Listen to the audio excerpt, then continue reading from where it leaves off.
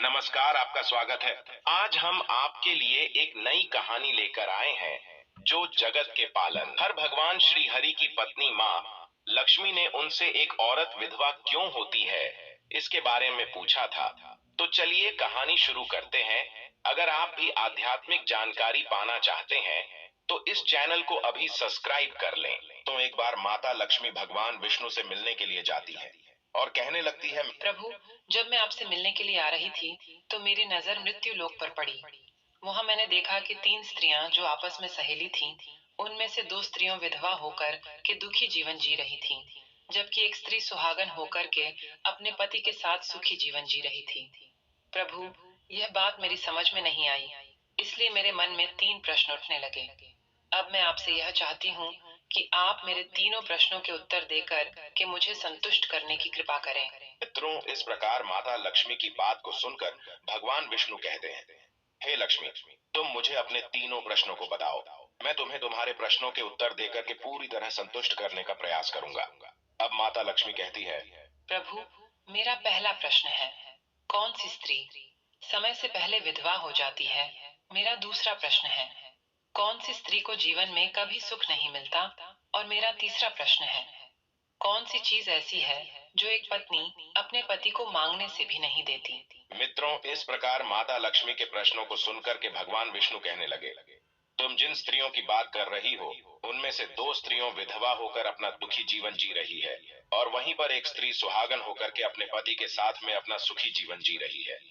तुम जानना चाहती हो आखिरकार ऐसा क्यों है, तो मैं तुम्हें एक छोटी सी कहानी सुनाता हूँ। इस कहानी को बहुत ही ध्यान से सुना। आधी अधूरी कहानी सुनने वालों को आधा अधूरा ही ज्ञान प्राप्त होता है, जो जीवन में कभी काम नहीं आता। क्योंकि तुम्हारे तीनों प्रश्नों के उत्तर इसी छोटी सी कहानी में समाये हुए हैं। यदि तुमने ध्यान से सुना तो तुम्हारी तीनों प्रश्नों के उत्तर तो अवश्य मिलेंगे और तुम्हें संतुष्टि प्राप्त होगी। मित्रों, माता लक्ष्मी कहती है, प्रभु, मैं आपकी बात से सहमत हूँ। आप कहानी शुरू करो।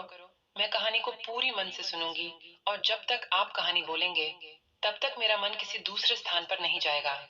भगवान विष्णु कहते हैं, हे लक्ष्मी, सबसे पहले मैं तुम्हें उस स्त्री की कहानी सुनाता हूँ, जो सुहागन बनकर के सुखी जीवन जी रही है। जिस सुहागन स्त्री की तुम बात कर रही हो, वह स्त्री एक राजा के नौकर की पत्नी है, और जिस नौकर की वह पत्नी है, उस नौकर को अपनी पत्नी पर पूर्ण विश्वास और भरोसा है कि वह पतिव्रता है, जिसकी महिमा वह अपने साथियों में बार बार करता है। अब देखो, एक दिन की बात है, उस राजा के नौकर ने अपनी पत्नी की प्रशंसा इतनी की, यह बात धीरे धीरे फैलते हुए राजा के दरबार तक पहुंच गई। फिर तो राजा ने अपने नौकर को बुलाया और उस नौकर से कहा कि तुम हर किसी से कहते हो कि तुम्हारी पत्नी पतिव्रता है। क्या वास्तव में आपकी पत्नी पतिव्रता है? क्या आपको पूर्ण विश्वास है? इस प्रकार राजा की बात सुनकर के नौकर कहने लगा, महाराज, मुझे पूरा विश्वास है, और पूरे से भी आगे विश्वास है कि मेरी पत्नी पूरी तरह पतिव्रता है। अब इस समय पर राजा का महामंत्री कहने लगता है, यदि मैं तेरी पत्नी का पतिव्रत धर्म खंडित कर दूं, तो तुझे क्या सजा मिलनी चाहिए? फिर तो नौकर ने कहा, यदि तुम मेरी पत्नी का पतिव्रत धर्म खंडित कर देते हो, तो महाराज मुझे फांसी लगा देना।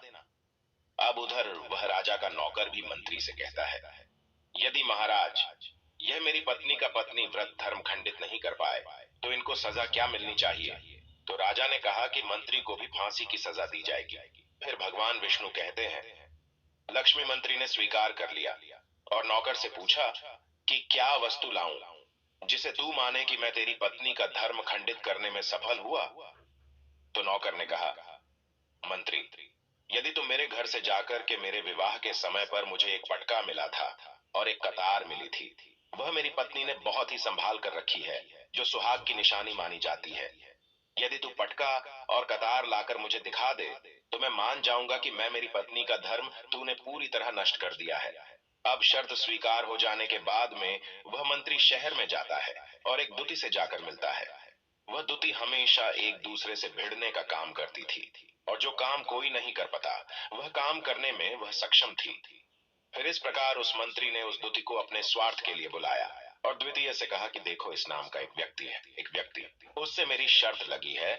और फिर उसने उसे शर्त के बारे में उसको सारा कुछ बता दिया। फिर वह दुती से कहने लगा, तू कैसे भी करके उस स्त्री से मेरा संपर्क करवा दे। तुझे जितना धन चाहिए मैं उतना धन दूंगा। इस प्रकार मंत्री की बात सुनकर के दुति कहने लगी, भाई तू उस औरत के बारे में बात मत कर। वह औरत पूरी तरह से पतिव्रता है। तेरी ओर थूकेगी भी नहीं, तेरी शक्ल भी नहीं देखेगी, और उनके परिवार के व्यक्ति खूंखार है, तेरी खाल उतार लेंगे। तो मंत्री कहने लगा, ठीक है, यदि तू मेरा उससे संपर्क नहीं करवा सकती है तो एक काम कर दे, उसके घर जाकर के पटका और कतार चुरा कर ला दे, और उसकी पत्नी के गुप्तांग के पास में यदि कोई चिन्ह हो तो वह चिन्ह भी मुझे देख करके बता दे। फिर मैं तुझे मुंह मांगा इनाम दूंगा।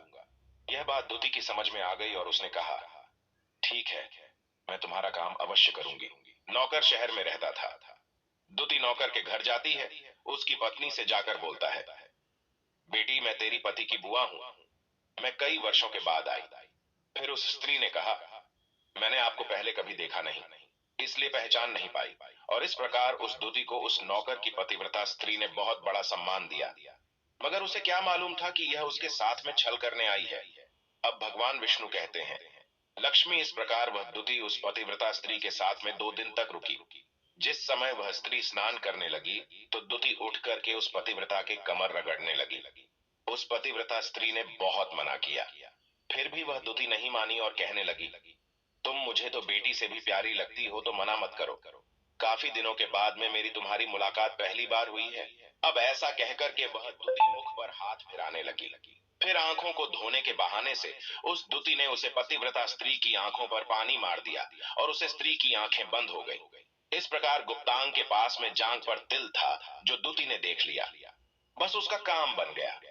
उधर स्नान करने के बाद में जब वह पतिव्रता स्त्री रसोई में खाना बनाने गई तो दुती को मौका मिल गया और उसने पटका और कतार उस नौकर के घर से चुरा ली और वहां से एकदम से भाग गई। और जाकर के दुती ने वह पटका और कतार मंत्री को दे दिए और उस पतिव्रता स्त्री के जांघ पर तिल की निशानी भी बता दी।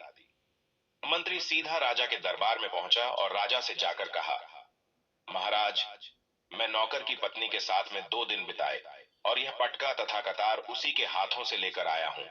फिर तो राजा ने दरबार लगाया और नौकर को बुलाया तथा महामंत्री से सभा में पटका और कतार नौकर को दिखाने के लिए कहा।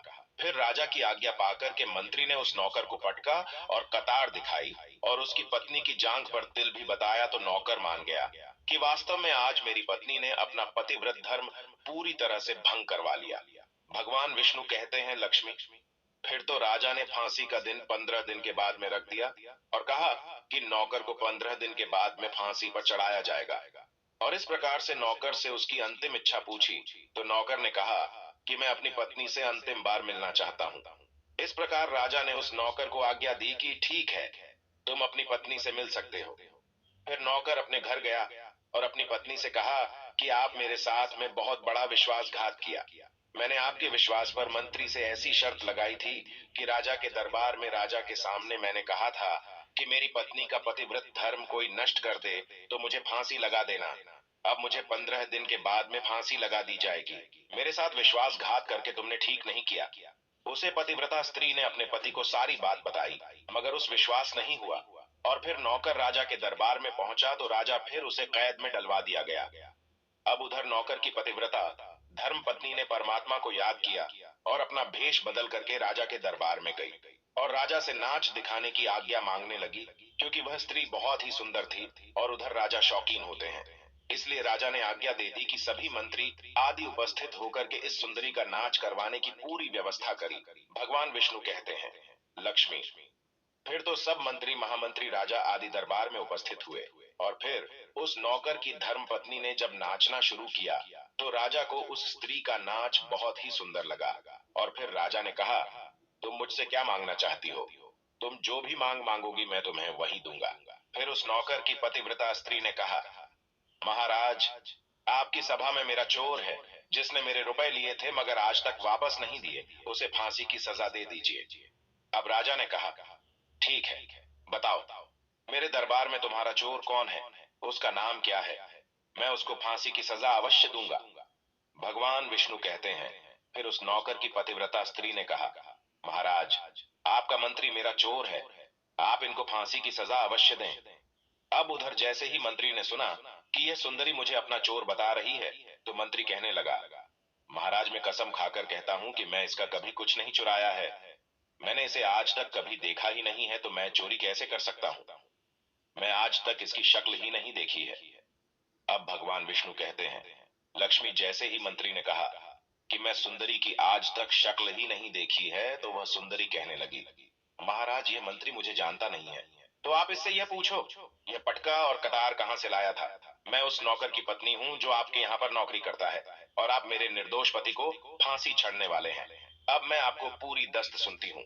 यह जो आपका मंत्री है, इसने मेरे पास में अपनी एक दुती को भेज करके मेरी जांघ के दिल का पता लगाया, और उसी ने यह पटका और कतार चुरा करके इसको ला करके दी और आपके मंत्री के द्वारा भेजी गई। दुती जब मेरे घर पर आई थी, तो उसने मुझसे कहा था कि वह मेरे पति की बुआ है और वह पहली बार आई है, इसीलिए मैं उसको पहचान नहीं सकी। और महाराज, जिस प्रकार मैंने उस स्त्री को अपने यहाँ पर बहुत बड़ा सम्मान दिया और अपने घर पर उसके ठहरने की व्यवस्था की, और इस प्रकार उस नौकर की पतिव्रता स्त्री की बात को सुन करके राजा ने दुती को बुलाया।